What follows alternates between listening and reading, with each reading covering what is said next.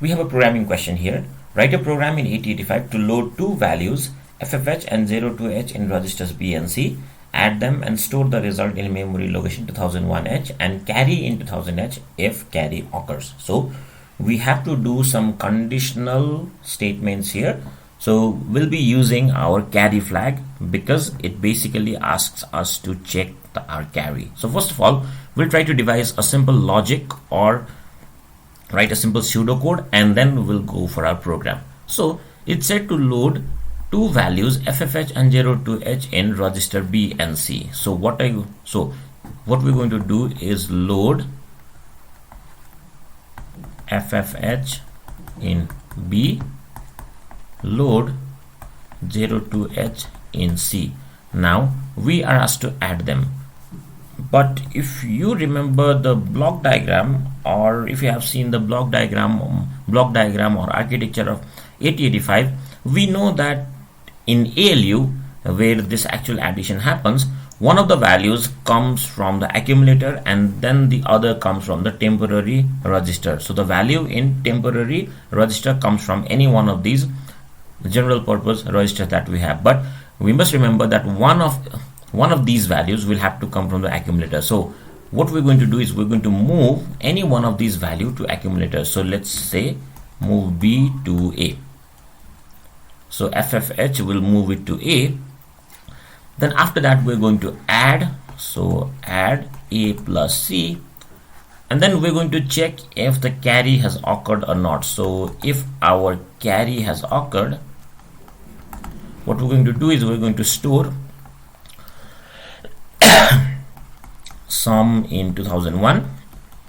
And then because when you add two different numbers, say two different binary numbers, the maximum carry will always be 1. Even if you have a carry earlier, still the maximum carry that you get is always 1. Hence, in case of our carry occurrence, we can store the carry in 2000H, whose value will be 1. So we're going to move, or we're going to load, not move, we will load this.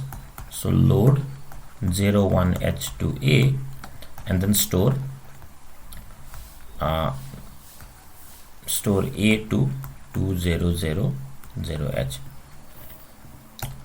Remember that whenever we want to push some 8-bit data from processor to memory, we always need to take it through accumulator.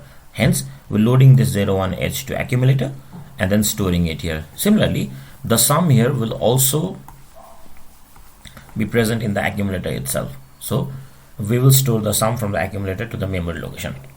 Okay, now based on this particular pseudocode, we're going to write our program. So first of all, we'll load FFH in B. So for that, we need to write MBI B, FFH. So if you're running this in simulator, maybe add a 0 in the beginning here. Then we load 02H in C, which can also be done using MBI C, 02H. Now we need to move B to A. So we're going to move B to A. Now we'll add our C here, which will result in A plus C, and then the sum will be stored in the accumulator. Now immediately after this operation is complete, our carry flag is updated. So in case of carry, what we're going to do is we're going to go to some memory address. Remember, I told you in the previous video that JC actually should contain a memory address here, but for convenience we are permitted to write any string label or any string content in this particular memory address. During compilation, the compiler will convert this string into a memory address here. So if carry occurs, so we're going to do something later, but if carry does not occur, we simply need to store the result, store sum in 2001H. So what we're going to do is, if this particular statement is not satisfied, then we move just below here. So since the result is still in accumulator, we're going to save this to 2001H. Let me rewrite this again. 2001H. So 2001H, and then terminate the program. But if carry occurs, then our program is going to jump to this particular location without executing these two lines here. So if carry occurs, what we're going to do is we're going to store our sum, which is still in the accumulator because we'll jump directly from here to here. So we'll store our sum in 2001H, then we load 01H to A because the maximum carry that can occur is 1. So MBI A, 01H, and then we store this particular accumulator value to 2000H, which we can do using STA 2000H, and then terminate the program. So in case carry occurs, the program comes from line number 1, line number 2, line number 3, line number 4, line number 5 to directly here. It does not execute these two lines of statements.